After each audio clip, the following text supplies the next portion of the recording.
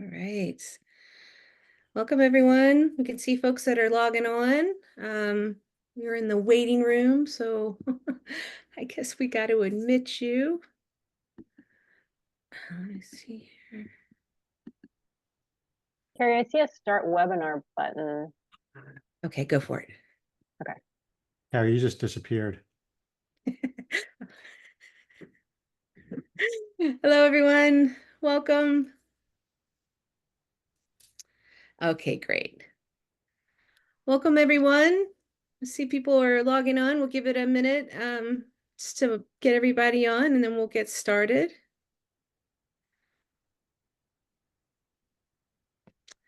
I'm going to share those slides now just to, no, okay, we'll leave those off. Welcome, everyone. We'll get started in just a bit. I'm glad you could make it today.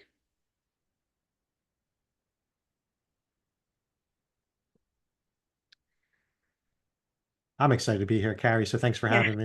Yeah, good. This is great. I'm glad we could be here together. I think it's an important topic that's not getting talked about enough. So we're glad that people took time out of their day to think about this and share. Okay. All right. Well, people are getting logged on, so we can get started. Welcome. I'm Cary Sweeney. I'm the director of the UC Berkeley Retirement Center. And today we're offering a little something different. The topic is retirement transition and relationship building in retirement, and is sponsored by Beacon Bridge Wealth Partners. We have participants who are clients of Beacon Bridge, as well as UC retirees joining us today. So I'm going to share my screen. I'm going to share my screen real quick. And then right before I introduce Steve, the CEO and wealth advisor from Beacon Bridge.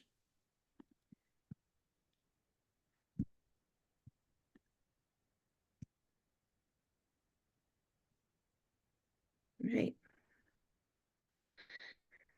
So Beacon Bridge is a boutique wealth management firm based in Pennsylvania. So some of you are calling in or videoing in from today for this from Pennsylvania. They have 9 people on their team, and they provide a unique lens to help clients make financial decisions, because they know financial decisions affect more than they affect many other aspects of your life. So not just when you're making decisions about finances, you're making decisions about many other things. So in today's presentation, I'll present on the topic of transition and retirement and building social connections. And Steve will be sharing some real life scenarios from the experiences that he has with his clients. Today does not provide financial guidance, but it's purely educational, and we'll be looking for your questions using the Q&A box. So we will have plenty of time for Q&A. So you can feed them in now, or you could wait till later after you've heard the presentation in case we cover some of those questions.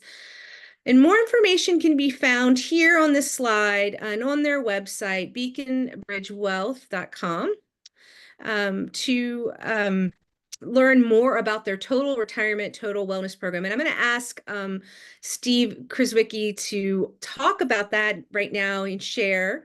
He is the CEO of the Beacon Bridge Wealth Partners, and he has over 20 years experience in certified financial planning. So I'm going to stop sharing the screen slides for a second, just so we can see him.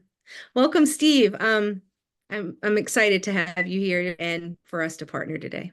Yeah, thanks, Cary. Appreciate the opportunity to be here. And yeah, this is an important topic. You know, we've been working with clients around the concept of retirement for a long time now. And, you know, the concept of this has really been born from a philosophy that we call total wellness. And finances are such an important piece of people's lives, but they affect so many different areas of their lives as well, from healthcare decisions to lifestyle decisions, how it impacts relationships with spouse, with their community, and then ultimately finding a purpose and really kind of understanding, like, not only how are they going to spend their money, how are they also going to spend their time? And finances are the intersection of all of this. And so our philosophy, you know, as a firm has always been to think about how we can provide resources, how we can provide research, how we can provide additional value for clients, not just in the financial area, but in all of these different concepts. Total retirement is a process that we may talk about a little bit later, but it's specifically for those people that are thinking about transitioning or recently have, and making sure that they've not only taken care of the financial topics, but all of these other areas.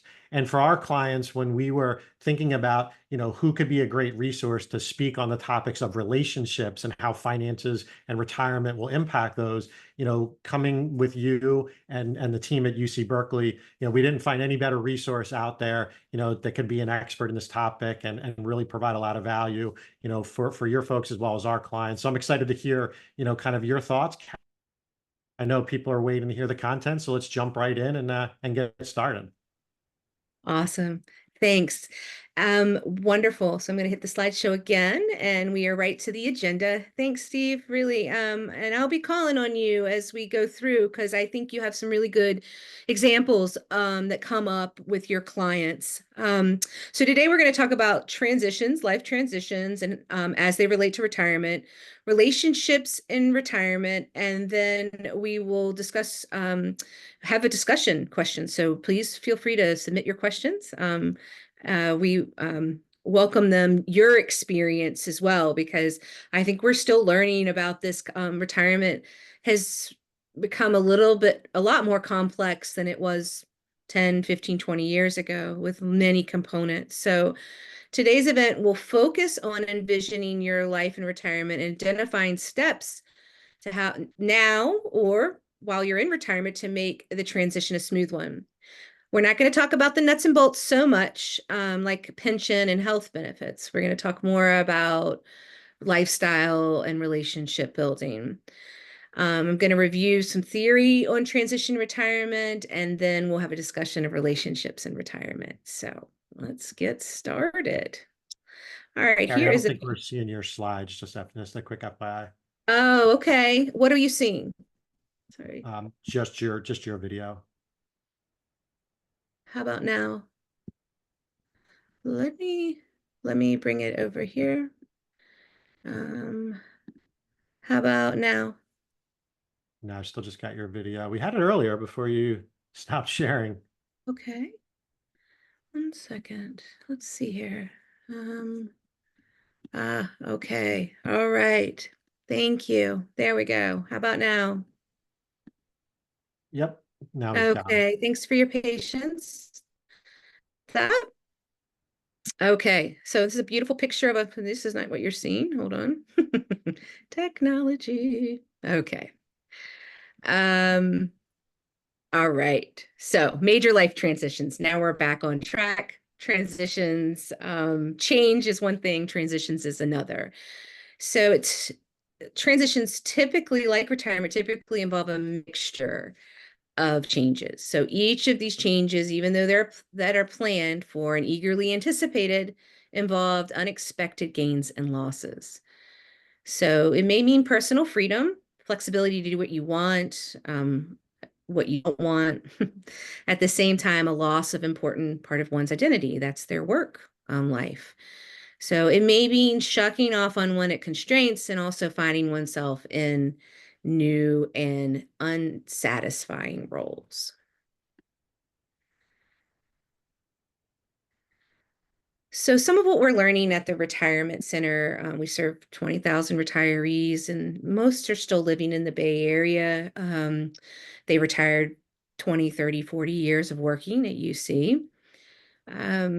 Is that most are eagerly counting down the days. They're checking what we have is a retirement estimator. They're checking with their financial advisor and maybe one monthly, daily, and they feel a blissful release from the intense pressure of the 40-hour work week. And most are happy right from the beginning. Then for some, only maybe section of folks, not everyone, some of that giddiness wears off as they try to adjust to these unstructured days. So although they welcome the new flexibility, many of the retirees describe unexpected feelings of being at loose ends, which typically can take a little while, 6 months, 2 years. There's no not time on it, but some time for people to adapt. And that can actually come and go. It can be those it can be 2 years later from retirement, depending on the transitions that you're going through. So retirees vary greatly whether they see this as an open space of time as a blank canvas to paint or a dark, scary void. So retirement is best understood as a transition, not an event. It's a rite of passage, an event making an important stage in someone's life. So these pictures here are showing this nice, smooth, rolling hill and these sharp edges. So what we want to get to is the left. Even if you've already retired, some of these tips will allow you to kick off a really engaged and fruitful retirement. Planning for it and talking about it in advance can be really helpful. So some of what involves in transitions we've experienced before. It can be rewarding and challenging, and it can be a variety of emotions. You can feel excitement and joy, hope and optimism, excitement for learning new things and meeting new people, and fear of the unknown. Not sure you'll do a good job or make friends. A major question is, what are some of the transitions? A major feature of the transition is change. So you can be thinking about what are some of the transitions that come to mind when you think of life transitions. And here are some of them. Leaving home to go to college, finishing college, getting married, having a child, buying a house, getting divorced, your parents dying, geographical move, changing jobs, and so on, so on. So you have this experience prior to. There's less there about this retirement transition, I think. And so people are left feeling a little lost when it comes to navigating some of these challenges and changes that come with it. Now, change is situational, it's external, it's quick, and it's discrete. Okay, you got your retirement papers, you're retiring. Your last day of work, you're moving to a new place. Those are all change, but the transition part is psychological. So this involves internal processes, ending and loss and it takes time in the process people go through to come to terms with a new situation. So you can tell that that's a process. And like I said, it can take some time. I will also say about change, it usually happens quickly. Changing jobs, marriage, and transition can be hard. So this transition has 3 stages. This is Bridges' theory of change, which I find helpful because when you're in this neutral zone, it can feel like it can feel uncomfortable. Say like you're leaving your work and you're not quite sure what you're going to do. Maybe you had a few vacations but now you're like, now what? I'm done cleaning my closet, etc. So transitions involve letting go of what was and beginning something new. In the end, an ending and letting go of what you have been. So what starts with the transition? You lose your old connections to the activities and people that used to matter to you. And we'll talk a little bit about how leaving work, you leave lots of relationships that you may not continue or get back. In the neutral zone, the task here is to find the significance of transition. This can be slow and uncomfortable. And a lot of times what we see with people coming into the center is they go right back to work because they're like, I was good at work. People valued me. I had purpose. I'm going to go right back to being recalled on work. Without the process, though, of this neutral zone, what Bridges says is that you may risk losing the thread of your personal development. So you'll be left in an inexplicable change and overwhelming desire to put the pieces back together as quickly as possible. And that's what I mean by people going back to work.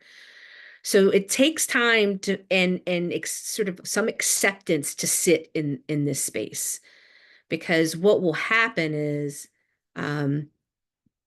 you're able to think about what you're letting go of, your purpose in your work. If you really like to work, how will you continue to work? but thinking about what it is that you're no longer doing so that then you could fill the things that you with your in your retirement that you want to do. So you may want to continue to work, but it may be a different job. Say you've worked in business administration your whole life and you have good business acumen. You may want to use that towards nonprofit support. So there are ways that you can work to navigate that, and we'll talk a little bit about that. So the question is, the first question here, what can you let go of, marks the difference between change and transition. Since in transition, we must start with letting go. People may be more likely to ask, what new thing can they add to their lives? Though they may get an interesting answer, they won't be able to use it to make a meaningful transition because people have to start with endings, letting go of things before they can make new beginnings. The second question is, what is standing by, waiting for you to give it its attention? This points to things that you may have been putting on hold, things that you may have always wanted to pursue. The thing is like a message to you, that something is standing just outside the door of your everyday awareness, waiting for you to give it its attention. In Bridges' work, he calls these in the first and second question, because the letting go process initiated in the first questions, the process of making an ending must clear the ground before the second process. So you're launching the next chapter of your life, as they say, has room to grow. So this is where we're going to shift to your social part, building your support network. Because as we said, when you leave work, you leave some of these relationships that you had. We have an activity, I think, that we're going to send you afterwards where it shows your circles of friends, and how many of those circles are through your work.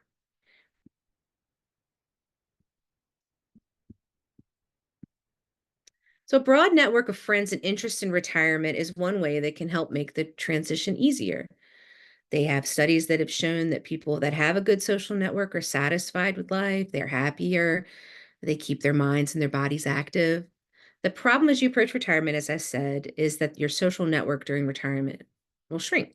So let's talk some about why it's important and how to do this. So social connection can help reduce people's risk of illness and disease and promote longer lives. So this is why it's important to do this. Now, everybody has a sort of difference around, sort of how many people they keep in their lives. So that's personal for you. I mean, if you're an introvert, maybe you have one or two good friends, that is going to depend on your type of personality. So, but the more connections that you have can create a sense of trust and resilience in creating a healthier life. So we're going to go through some suggestions on ways. They're very practical suggestions on ways to build these relationship connections and build connections. How do you, strike this up if maybe you're out of practice and all your friends were from work? I know a lot of my relationships are from work, and so I think about this regularly. So let's jump into some of the examples, and then along the way, I'd like to ask Steve to share and sort of how that he is engaging with his clients to be able to share some of this. And I'm gonna do we have any questions coming in yet, Camille? No, not yet.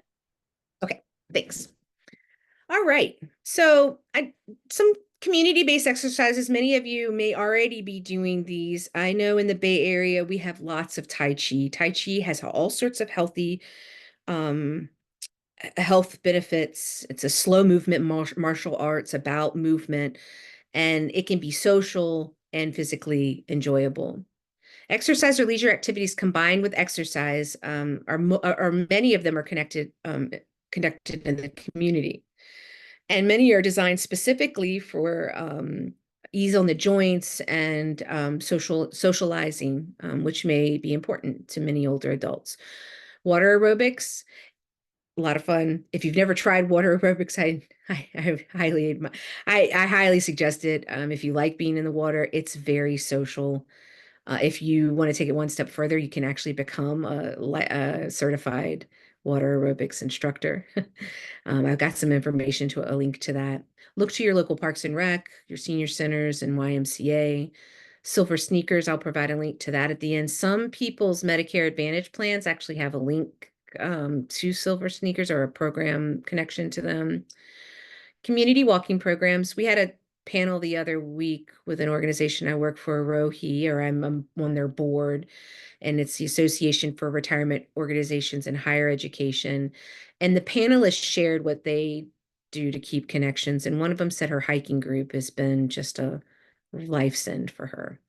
So dancing groups, that I can share some links to that as well, so that you can get up to speed with some of those. Technology and phone-based programs. So there's a couple that I really enjoy referring people to. If you're not interested, you want to limit your contact in person. Well Connected is a great program. I'll send the links afterwards. We'll send a note to you guys afterwards. This is a great program. It's lecture and learning and social connection. It's free. It's online or by phone. I think they still do it by phone, actually. I don't know if they've added a video component with Zoom. And it's lectures. You can volunteer to lecture for it, or you can participate in it. I cannot say enough about Senior Planet. It's a collaboration with AARP.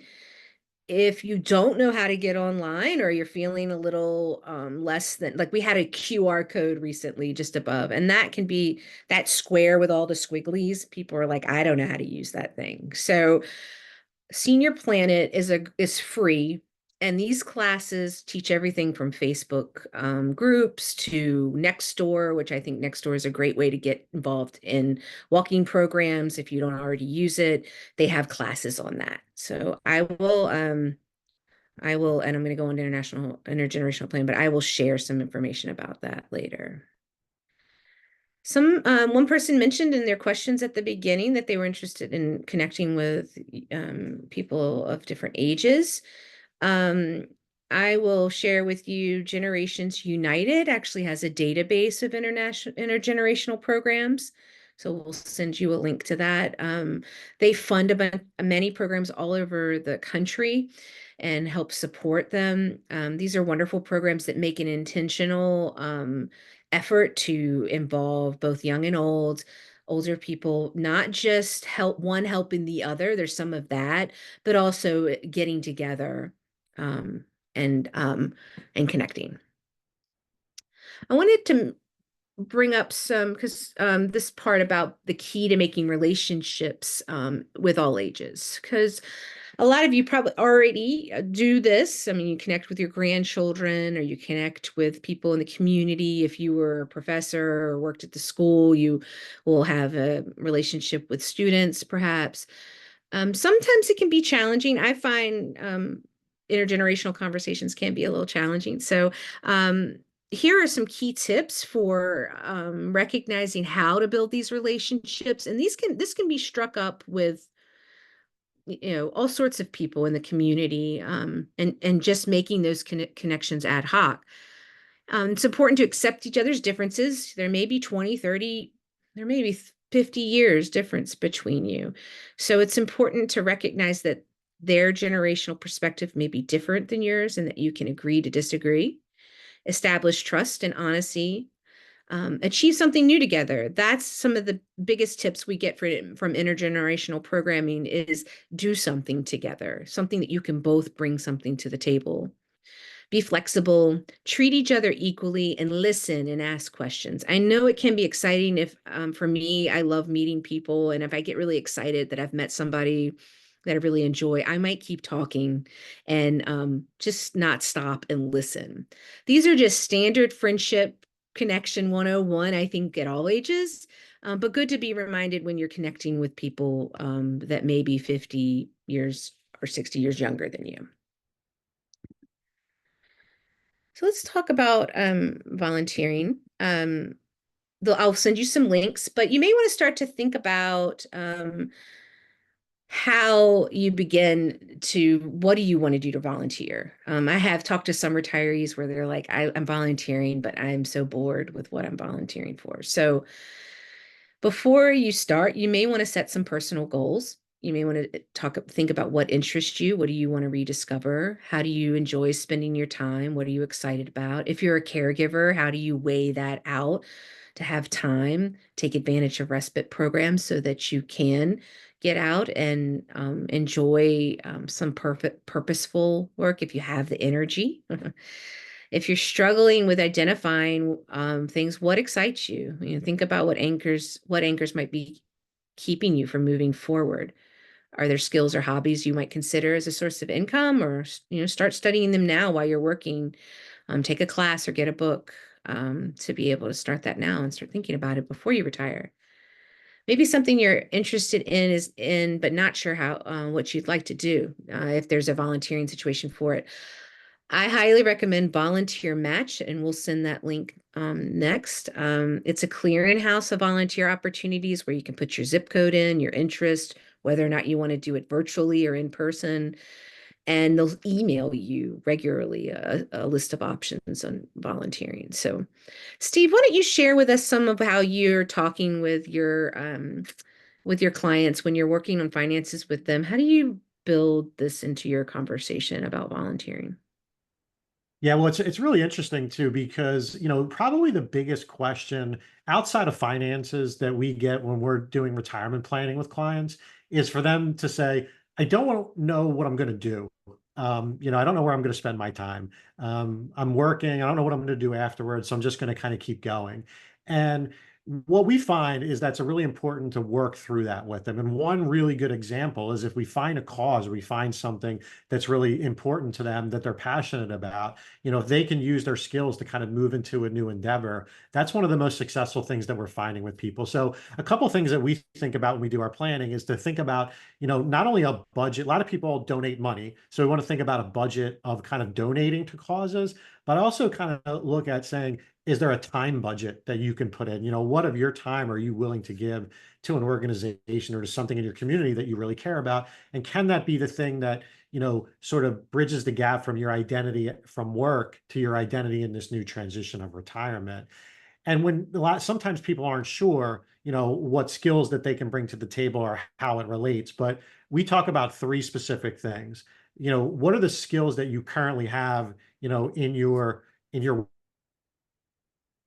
work life? If they're teaching, can they bring those to another organization, or can they do consulting? But we also think about, what is a new skill that maybe you've always wanted to learn that would be good, for an organization? Or what is just something, a third thing is just, where's something that you love, something that you never feel like you're spending time. It could be, woodworking, it could be welding, it could be, gardening, whatever the case may be. Like, what are those skills that you love that you could also bring to an organization? So I think finding that next cause and being something bigger than yourself, that is one of the things that we find most successful to bridge that gap from like their current working life into the next chapter. And so I think it's super important, and it's a really big and it's so needed out there in terms of what organizations are looking for. And there's so many opportunities that can be out there that people maybe aren't even aware of. Yeah, it's so true. It's really untapped in a lot of ways. And that being able to apply your skills that you've had or learn new skills, this is great, great thinking. Thank you for that. We'll move on to just easing back in safely. Some folks asked about this, about how do you ease back? Oops, sorry. How do you ease back into the community? If you're still, certainly older adults are the most vulnerable when it comes to the pandemic. Yes, we're talking about it 4 years later, but it's still an issue for our folks. So I'll say a little bit about that. There's many virtual programs and you can actually choose to volunteer, give more of yourself to something. That's such a great point. Virtually, if you want to look on Volunteer Match and put in that you want to volunteer virtually, you can do that. For easing back into in-person events, it's really a personal choice. I know, like yesterday, we had a wonderfully well-attended 140 people at our open house. And we had the windows open, we had the fans going, we offered masks. There were options to be in different locations where you could, have more ventilation. So look for those folks that are doing that. Ask for in advance. Are they going to have masks there? Are people wearing masks? Will people be outside? Will the reception have an area where you can go outside? Feel free. We still have people that call and ask us about those things. So you should feel free to look for those opportunities and talk with the organizers about it. I will share. We had a really great talk with Dr. Julian Holt Lundstedt, who's a professor of psychology and neurosciences at Brigham Young University, with AROHE, our Association for Retirement Organizations in Higher Education. And she really made an interesting point that when we were socially distanced for such a long time, and this is something we adapted to, and for many, it created a new set point where the previous level of socializing before the pandemic is too much. She likened it to someone who's gone without food for a while, that when they try to eat a normal portion, they become physically ill. So with all the conveniences of online shopping and entertainment, it may have inadvertently reinforced isolation. With that in mind, I think we want to say it's good to ease in, like easing into eating food again. It may be a little uncomfortable. If you can ease in, you can build that social muscle and build that comfort level. So if you're going out, being as safe as you can, and you're still feeling like, oh, I don't know, I'm a little overwhelmed by it all. That seems normal from what Dr. Holt Lundstedt is sharing. So I think it's a really important point to recognize that we may not get back to our previous levels of socializing, but we may have to push ourselves just a little bit when we do decide that we are going to go to a very safe place to network, how we might approach that in our minds and in our hearts. So we want you to start the conversation now with your social networking and connecting. Start talking with your friends, your partners, your family. Just ask them how they're doing it. I mean, you may not be alone in struggling with that conversation, how to start that conversation. And it's important to build your financial portfolio, but the best time to broaden your network isn't the day you retire. You will build that up in your years leading up to retirement. So it's important to keep that in mind. We're going to move, before we move on to talking a little bit about partners and marriage, I want to go through a few good points about that. If any of you have partners that you're working with, any thoughts there, Steve? We can. Well, yeah, I think I think it is important, right? Conversation. And so, again, one of the things that we hear a lot, is one spouse may make a joke and say, I don't know, if I'm home all the time now, am I gonna drive my partner crazy, and it's a real conversation. I mean, I know people joke about it, and most of the time it's in jest.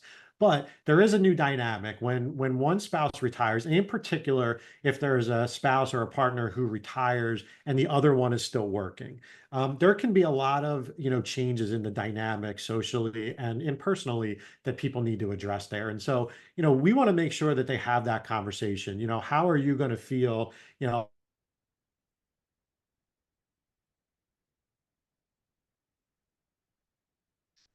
hope we get him back. Lost you for a second, Steve.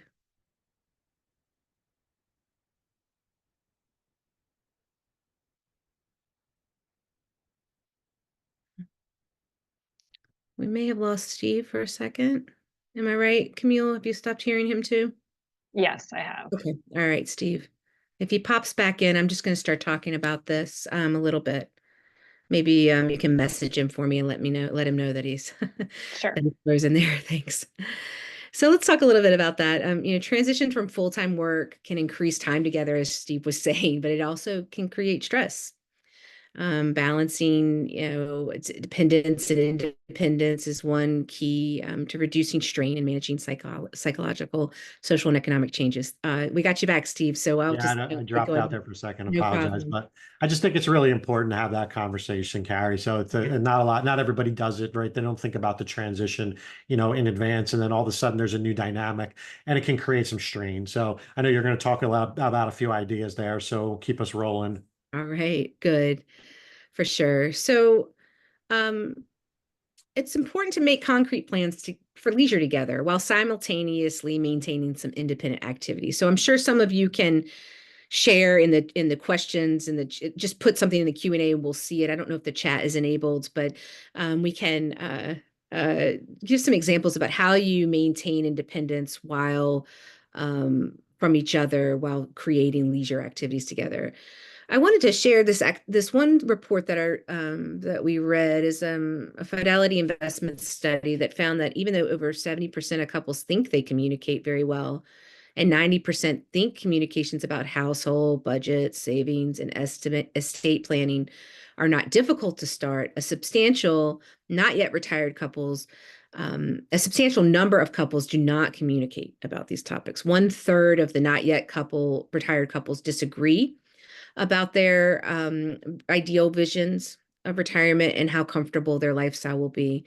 Half of retired couples disagree on what their exact retirement age will be, and over 40% do not correctly know how much their partner makes in income and how much money they'll need to maintain their current lifestyle. So let's keep that in mind. Like Steve said, and Steve's um, firm is different from many financial advisors, but you can look for that in a financial advisor, someone that can help maybe as a neutral party, encourage that conversation among you and ask those right questions so that you are thinking about that and documenting that. So work on enhancing the quality of your relationship before retirement. Now, if you're already retired, that's fine. But enhancing it before it occurs can have a long-lasting impact. This can be facilitated by having shared activities and making concrete plans for leisure. And you can support each other in helping to facilitate as he or she creates some more structure for life and retirement. So if you communicate about this early and person needs more structure than you, you can talk about that together and set it up. And in advance, if your partner is a little older than you, you know that we're going to talk about synchronizing the importance of synchronizing retirement, but if you happen to retire at different ages, you may need to talk with your spouse about setting up some structure for themselves when they've made that shift, especially if their work was a high part of their life. So a marital or relationship conflict is more likely to develop when one partner works full time and the other retires. Now, you may have some opposite stories for us. We'd love to hear those. We're going to get to the Q&A in just a second, and we can talk about that. But most specifically, there's evidence that both partners tend to be more dissatisfied when one person retires while the other may work. This may be due to the roles that partners may play as the breadwinner, or they may feel more socially isolated than the others, since they had a lot of social interactions through work. So couples tend to prefer to retire together, and these findings really drive home that a synchronized retirement can be beneficial. It could be different for everybody, but just something to keep in mind in some of the literature, what's being said. Be honest about your fears. Unsurprising that evidence shows that sharing concerns about future events usually has positive consequences and can help for transitions overall. So talk about what those fears are. Fear that, you know, maybe you need to want to work later. Maybe you're not ready to retire yet, but you should talk about that. No one needs to retire. Many people, especially in the university, will continue to work very satisfying and contributing lives. So you don't have to, but talk about it and help make a plan because things go better with that. Consider whether your retirement transition may be paired with other stressors, like you have a child in college still, maybe you have a grandchild that you'll be taking over, or other stressors like you're going into retirement because you're becoming a caregiver. So those are important to discuss and set up as much as a network as you can to help manage that. All right, we're getting to the conclusion. It's never too start early or late to start the conversation. So talk about it with your family and your partner. What sort of activities are you interested in doing together with them, and what are you interested in doing apart? Where do you plan to live? Building social connection relationships can be more difficult if you decide, say, I'm going to move to Nevada because the taxes are, or in South Carolina because the taxes are easier. How are you going to create a social network for yourself, and what are your plans for if you've always been, say, a volunteer at food banks, you may show up at the food bank and it'd be easy for you to dial in, but just think about that. Talk with colleagues at work to come up with a way to plan to stay connected. You get them to put their personal phone number in your phone before you leave. That way you can text them and say, I'm on campus, or I'm at work, I'm nearby, I want to get a coffee. Recognize that they're going to be very busy and have a working life, and it may be harder for them to get away, but I'm sure they'll be happy to hear from you and talk about their potential to retire. So you can be an ally in helping them talk about your experience. Stay connected everywhere, at the coffee shop, strike up a conversation, compliment somebody on their shoes, or just try to start a conversation. Do it in your community, attend lectures, stay afterwards, arrive early, strike up a conversation if you feel comfortable going to in-person lectures. If somebody makes a comment on Zoom and you liked it, personally message them. They may not reply, but say, look, I really liked your comment. Would you be willing to talk about that more after the lecture? We can set up a Zoom time for us to talk. Some of this may require for you to put yourself out there more than usual, but it might be exciting, especially if you haven't done this in a while. So we are going to, there are two things. This is this QR code again. If you don't know what that is, you take your phone camera. Usually it works on most phones. You take your camera and you position it on that QR code until a link comes up, and that will send more information. If not, you can just go to the website for Beacon Bridge Wealth. And of course, you're welcome to reach out to me with any questions if you're a UC retiree. But I'm going to stop sharing the slides, and we are open. Cary, before you do that, if you don't mind, Okay. could you share that for a second? Share it again. Yes. So I just first of all, I want to thank you for kind of all your research on this topic and everything. And from our perspective in terms of financial advising and really looking at things, I mean, we think this topic's so important, and we just stress that no matter who you work with, no matter what you do when you're planning for retirement, that not only do you think about the finances, but you think about how all these other things interact. We formalized it into, a concept called total retirement, where we take clients through a questionnaire and an assessment, which is the total retirement assessment QR code that you see there. And it's just a good example to see like where people are right now, and like on a scale of 1 to 10, how do you feel about, the areas of purpose and lifestyle, relationships, healthcare, and your finances. It's so important to make sure that you're prepared, because you only make this journey once, hopefully. And we want to make sure that everybody's ready for it and really lives that, fulfilling lifestyle, and is really ready to plan to live well through their, rest of their, next chapter of retirement. So I think the work that you're doing, the research that you and the resources that you're offering, to the folks there is phenomenal. And, we're excited to be a partner of that as well, too. So thanks for having me on today. Oh, yeah, absolutely. And I think whoever you choose for your financial advisor, I know at UC we have finance advisors, retirees have access to that through your retirement savings program, is ask these questions and get them to think about this with you and look for that. If they can't answer those questions, then you can look for a financial advisor that does. Really ask them if they look at the whole package, because I think it's a super important part about, as we've said, building your plan out. So now stop the screen, and there are some resources. We'll send those to you following this event. I'm gonna there. And let's take a look and see. We've got some questions and so are we okay. All right. You should add pickleball to your slide. Yes. Pickleball. You can really get a workout. It's so true. Does anybody want to talk more about I think the chat host and panelists. Let me everyone I think can chat if they want to. Everybody should have gotten that. You can connect on the chat, I hope. But if not, put it into the question. I don't want to just socialize with other seniors. I want a broader range. Any suggestions? Okay, and I think we got that early in the presentation. We talked about intergenerational connections. Do you want to elaborate any on that, attendee? I don't have your name, but about if we covered that enough, how to socialize with lots of different people. You're welcome to put that um, in the Q&A. We had some, thanks for the pickleball suggestion.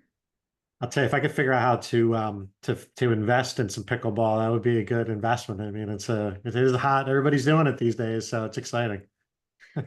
Yeah, it's true. I hear you can try the chat now. It should be enabled. Thanks, Ashok. Yeah, I know. Well, I see it. It looks like tennis and they're sweating. So I think it's popular. People like you don't have to go as far. The court is smaller. So Yeah, yeah, I think that's staying active and I think staying mentally sharp is two of the biggest things that we hear, from people that, keeps them feeling engaged. And I think the question about, in engaging with, folks of all ages, going back to the point about volunteering, there's some great organizations that really have a cross section of people that are, care about a cause and care about a community, care about, certain aspects. So I think that's one really good aspect, to look for an organization that you want to volunteer some time for that has kind of a cross section, of people, a cross section of interests. It's in there a broader range. Yeah, I think so. To add to that, say you want to, purposeful work in offering your skills. The reason we bring it up so much is because the research shows that what happens when you stop working is you lose some of your purpose and you lose sort of your reason for getting up in the morning, right? So how are you going to substitute that? How are you going to remain purposeful? And I'd say as a community, we're behind the eight ball in creating those opportunities. So as a retiree today, a lot of that is creating your own opportunities. But what the center tries to do is create those opportunities because we recognize that not everybody is seeing the potential to grow their programs for older adults. The person has asked here to make some younger friends, not just exchanging skills. And I don't know if you I listed one program that's an intergenerational programming that talks about how people are getting different people together. The doing something together is an essential part of that. We have a home sharing program where we match graduate students up to live in our retirees' houses, rent space. And the biggest thing other than saving money is reciprocity, that the fact that they are each helping each other. The student is helping the senior or the older adult have money, get extra passive income, and the older adult is helping by providing below market rate rental. And those are some of the strongest intergenerational relationships are the ones that are reciprocal. If you're not exchanging skills, like some of the ways to make younger friends are the library is a great resource for that. They're all ages in their programs. They're very interactive. Is showing up to some of those community programs that involve people of all ages, and then use some of those skills. Strike up a conversation, listen, accept the differences, establish honesty and connection with people, be flexible, treat each other equally. So go to some of those events that will be not just targeted towards older adults. Hope that helps. Can you provide more suggestions on volunteering? Either here as a link. Yes, please go to Volunteer Match. We don't partner with them. They're a nonprofit, but they're very easy to use nationally. I know people are coming from all over here. If you're a UC retiree, our website has a list of UC Berkeley campus for volunteer opportunities and community ones. In April, we're having a volunteer expo, so look for that, and that's Volunteer Awareness Month, so that's next April. And Steve will answer some questions there too. Yeah, Thanks I'm for just putting the website yeah. Oh, good. in the chat there. Is there a way to structure your week that you found in research to be successful? Steve, do you? I have some thoughts, but do you have some thoughts on that? Because I know Um, some of our retirees, like they won't attend a meeting if it's on Wednesday. Wednesday is golf day. They are very they hold strict boundaries to structuring their week. Um, Yeah, I and think about it in a couple of different buckets, right? I think like what is the time that you're going to have from a personal and like family perspective? What is the time that you're having for kind of like an educational perspective? Like how am I learning new skills? Where am I structuring my time to get, keep myself sharp? And then what's kind of like the community perspective? Where am I actually giving back? And I think those three areas, if you kind of look at your week and say like, how much of my time am I really, just spending with friends and family, like in a social environment? How much am I actually learning something new and really, sharpening my skills? And how much am I giving back, or how much am I engaged in something that's really making an impact? If you think about it in those kind of buckets and feel like, well, how do I want to allocate my time? I think that can be a really strong way to think about that in kind of those different buckets, so to speak, for lack of a better term.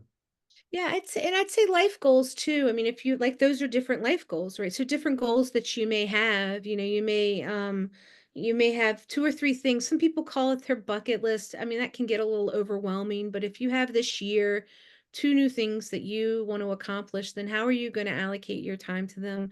If you're familiar with Google Calendar, by the way, technically it's an amazing tool to add reminders. It sends a reminder when something's coming up so that you have that schedule like work gave you. If you don't know how to use Google Calendar, go to Senior Planet. I'm sure they have a class about it. Go to your library, learn how to use it. There's a lot of tutorials online about it. There's a lot out there if you're not a digital native to how to use that. But that can be, I think I'll probably have a Google Calendar when I retire because structure is super important to me. I have to have it. If it's not an alarm, I'll stay at home and look out the window for 3 or 4 hours before, we'll to move on. So that can help do it, or a paper calendar, put it up there and organize your life as you would. You're your own project manager. The fun part is you get to put on it what you want. That can be overwhelming or it can be exciting. So I will put a plug in for retirement coaches. I will make sure to put a link to retirement coaches. You can pay someone, to meet with you an hour or so to just lay some of that out. Your financial advisor can work with you to do that, but you can also hire someone. They're actually trained in being a coach, and they have them specifically for retirement. So if you're stuck and you just need somebody to give you an outside perspective, just one meeting can do, really, just to help lay out. It's not going to always be straightforward. Remember, you're going to try things and you're not going to like them. It's not like when we got our job when we were in our 20s and we kept it for 40 years or 30 years. Retirement is a lot about trial and error when you're not working. So, and someone has mentioned here, after 3 decades of doing research, I found it very rewarding to sign up as a research participant to help other researchers who are often struggling to recruit. That's fantastic. I love that. That's wonderful. And Meetup, somebody has said, events both online and in person. So meetup.com, that's on the meetup.com. That's another source of all ages. You don't have to, you can do it by, I know I'm on one that talks just about AI, artificial intelligence. And because I'm like, what is that all about? So there are different groups you can meet up with. They meet up in town, and it's very casual. It takes a little bit of courage to show up and not know anybody, but know that I think everybody else is feeling nervous too. So you just kind of got to go. Either it'll be a complete loss or it'll be a gain. I think that's part of a lot of retirement because there's no clear We have work, we have volunteer, those are very natural roles, but consulting and retirement, those sort of things, but it's not clear what to do all the time. So a lot of it is kind of taking some entrepreneurial spirit and taking some risk to get out there. More and more programs are coming up, but it's slow movement to the number of people that need this kind of support. I think that's all the questions we had, Carrie. I mean, this Okay. is, I appreciate Yeah. being a part of this. So, I mean, such an important topic. I'm sure we could kind of go on, for much longer in terms of all the different options that are out there. And, I hope people, take one good idea away from the discussion and, tap into the resources that are out there. Yeah. Thanks, Steve. Yeah, we can end a little early. This has been fun. I've really enjoyed, bringing in your expertise and real life examples. And I applaud you for bringing together the total package, the total wellness and total retirement. I think you're blazing a trail for it, and people may see more and more of that, and that it hopefully it becomes more and more of a trend of having this holistic look at your retirement and your finances. Yeah. So looks like thanks so much for being inclusive of those who are still COVID cautious. Of course, greatly appreciated. It's definitely a challenge to maintain social connections being remote. Yes, indeed, Jean. Thank you for that point. Yeah, and just ask. Lots of people are still being very supportive of people and keeping people safe. So um, awesome. Well, with that, thanks, Steve. And we will have a recording of this. It'll take some time because we need to do a little bit of editing, but we will likely follow back. I'll send some resources out, and Steve, let me know what else you'd like to send out to the group, and we'll get it out to folks. And thank you all so much, especially those forms for those activities that you can use on your own to sort of think about. How to think about your retirement. So a couple of those worksheets we'll send to you too. Thanks, everyone. Thanks, Steve. Okay. Thanks, Carrie. Good to Yeah, see you. thanks a lot. Yep, Take you care. too. Take care. Bye-bye. Bye.